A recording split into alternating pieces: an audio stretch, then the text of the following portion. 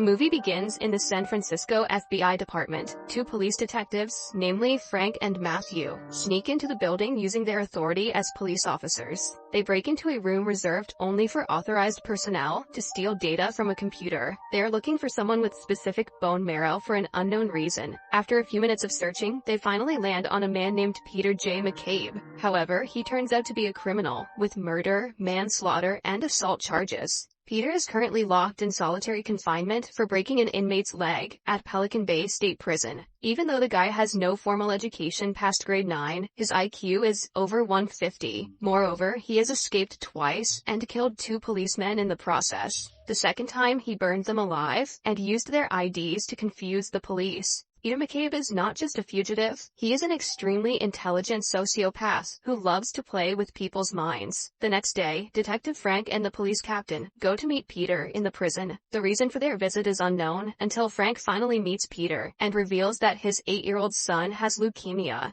He desperately needs a bone marrow transplant, and according to all databases, the only person that matches is Peter. Despite finding out that he can save a kid's life, Peter doesn't want to get involved. He messes with Frank and makes him beg, before telling him that he will think about the matter. Frank tries to change his mind by declaring that his son is Peter's only way of redemption, but a criminal like him doesn't seek redemption. All he wants is fun and freedom. Frank leaves the prison in desperation and goes to the hospital to meet his son Max. There he is met with more bad news, as the doctor reveals Max only has a few more weeks to live. Without a bone marrow transplant, she asks Frank to prepare himself for the worst, but he refuses to listen. It turns out that Max doesn't know that his cancer is back. He is excited about a new aviation book that his father gifted him, and has no worries about the world. However, upon sensing his father's worry, the kid figures out something is wrong and inquires if he is going to die. Frank tells him about cancer, but lies that he has found a donor willing to participate. The kid is joyous, but he doesn't forget to tell his dad if the transplant fails, he should know that he tried his best. Just then, Frank gets a call from the prison. Peter has finally agreed to the transplant, but wants to meet Max before he confirms it.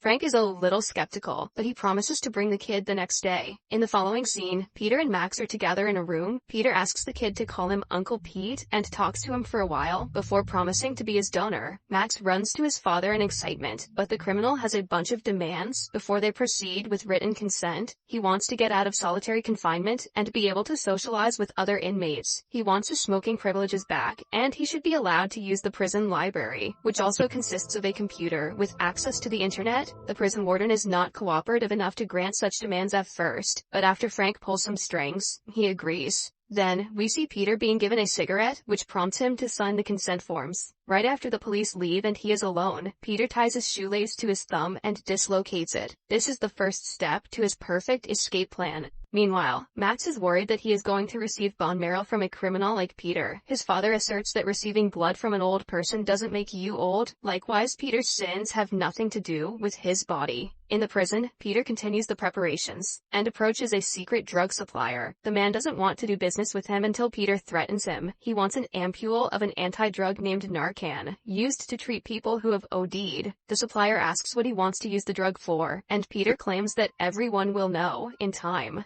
While the supplier works on getting his hands on the drug, Peter uses the library computer to study the map of the hospital he's going to be at. He tricks the guards by pretending to play chess. Because he is equally good at it, they never suspect him. Any nerd that good at chess can't be dangerous. In the meantime, the police force prepares the hospital for Peter's arrival and ensures complete safety. There will be several helicopters flying above, and an army will escort him to and back from the hospital. A night before the big day, the supplier gives Peter his daily dose of medicine, but he hands him 2 cups, one of which contains the drug he asked for. Alone in his cell, Peter ties the ampule to a thread and ties the other end to his teeth. He then swallows the ampule to pull it out when he needs it. After that, finally comes the day of the transplant. Hundreds of guards in several vehicles bring Peter to the hospital. He is taken to the OR in restraints, but they have to be removed when he is kept on the bed. The guards do not waste time before tying his hands again, unaware of his dislocated thumb. The doctor sedates him to initiate the transplant, but just then, Peter drinks the content of the ampule. The anti-drug prevents him from passing out, which shocks the doctors as well. But by the time they catch up to his plan, he has already pulled his hand out. He uses a gas pipe to attack the doctors and guards in the room before making a run for it. Frank, who had been watching the commotion from the upper floor, runs to their aid. He helps them before turning his attention towards the fugitive.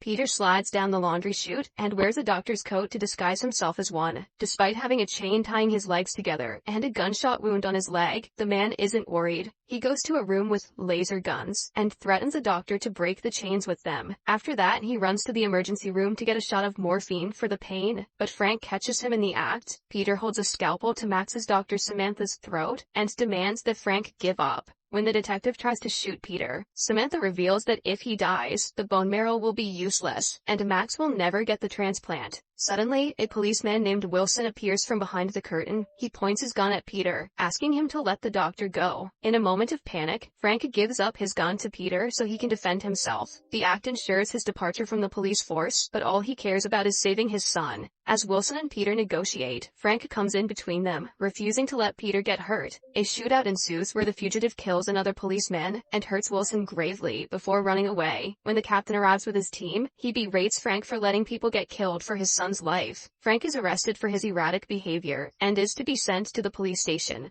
However, when they are outside the hospital, he throws the policeman into a crowd of reporters and escapes. Back inside, Max bleeds from his nose, and Dr. Samantha is tending to him. Officer Matthew is also with the two, but is attacked and knocked out by Peter. He demands that Samantha reveal where the cyclopropane is kept in the hospital. He also promises Max that he will send her back as soon as she helps him find what he wants. Not wasting any more of his time, Frank drives a bike into the hospital and continues looking for Peter. He goes to Max and makes sure the kid is okay before helping Matthew. Max reveals that the fugitive was talking about propane, which gives Frank an idea of where they might have gone. Keeping Matthew to take care of the kid, he runs outside. At the same time, Peter makes Samantha put 2 tanks of propane into a bag and asks for directions to the electrical room. He is planning to blow up the place as a distraction to escape without getting caught. However, Samantha takes him by surprise and hurts him before running away. She meets Frank in the hallway, who begs her not to tell the police because they will kill Peter. The doctor agrees and goes to tend to Max. Peter and Frank meet outside the room with propane, but Peter has an upper hand because Frank cannot kill him. He blows up the room and runs away yet again. The explosion also causes the entire electrical system of the hospital to shut down, including the ventilators and the lights. Matthew moves Max to the old building of the hospital, joined to the new one through a bridge.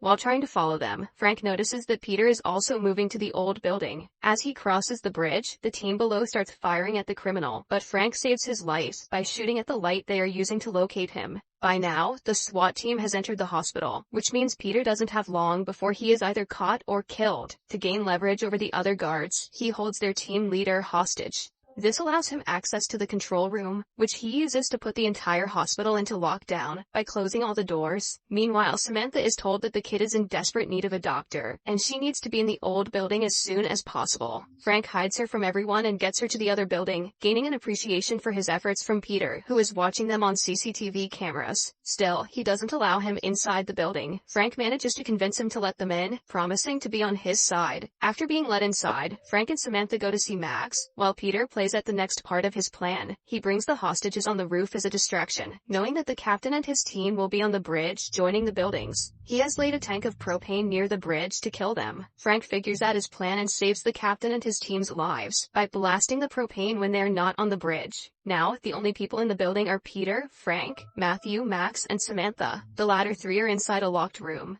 Outside, Peter and Frank meet each other, and Peter threatens to kill him. Max quickly opens the door to save his father, but ends up being held at gunpoint because of it. Peter then acts out the last part of his plan, and uses the kid as a hostage. They go to the morgue, which has a way to the tunnels underground. This was Peter's original escape plan all along. As he had the map of the tunnel he acquired from the internet, he makes a hole in the wall and apologizes to the kid. He would have helped him if he could, without wasting a chance at freedom. Peter then leaves Max there and runs through the tunnel, with only half an hour left to sunrise. He is sure to be lost in the rush hour traffic. Having found out his plan, Frank follows him closely and sees him driving away in a blue vehicle. He steals a police car and uses the policeman's ID to ask for help from the control room. After driving for several minutes, he finally sees the car about to get on a bridge. Calling the bridge operator, Frank pretends to be the captain and manages to trap Peter again. As they face each other in a showdown, the captain and his team appear on a helicopter. They fire at the criminal, but Frank takes the bullet to save him. When Peter tries running away again, Frank shoots him, causing him to fall into the sea. With his remaining strength, Frank saves Peter and is brought back to the hospital. The transplant finally takes place, and Max is saved. He returns to consciousness to a happy father waiting for him. In another more secure ward, Peter is still alive. He asks the guard if the kid is okay. Suddenly, the bed starts moving forward, and the guard realizes his gun is missing.